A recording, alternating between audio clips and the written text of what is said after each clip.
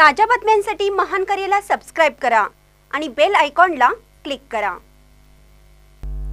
शिक्षक पिढी घडवतात आणि पिढी समाज घडवतात। संदीप पाटील, कमलेश कर्णिक, चंदगड तालुका मराठी प्रेरणा पुरस्काराने सन्मानित। शिक्षक पिढी घडवतो आणि घडलेली पिढी समाजाची घडी बसवण्याचं काम करते।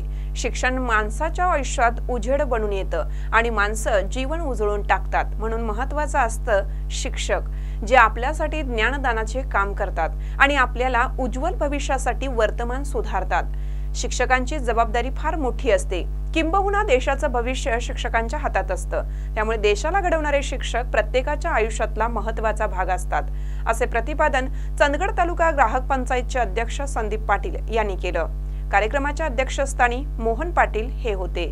शिक्षक विद्यार्थी घडवताना आपली सामाजिक बांधिलकी जपणारे, शिक्षण क्षेत्राविषयी अंतरीची तळमळ असणारे एक प्रामाणिक शिक्षक म्हणजे कमलेश कर्णिक सर, असं मत मराठी अध्यापक संघाचे अध्यक्ष रवींद्र पाटील यांनी मांडले। यावेळी महादेव शिवणगेकर, बीएन पाटील यांनी शुभेच्छा दिल्या।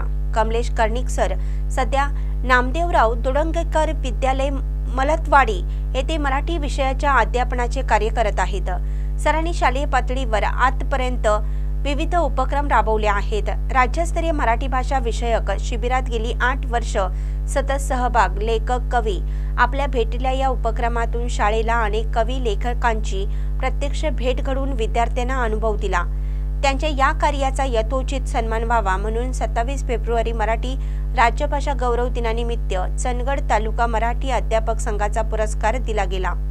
कार्यक्रमाला VS सुतार, HR पाऊसकर, VT पवार उपस्थित होते। कार्यक्रमाचे सूत्रसंचालन संजय साबळे तर आभार राजेंद्र शिवणगेकर यांनी मानले।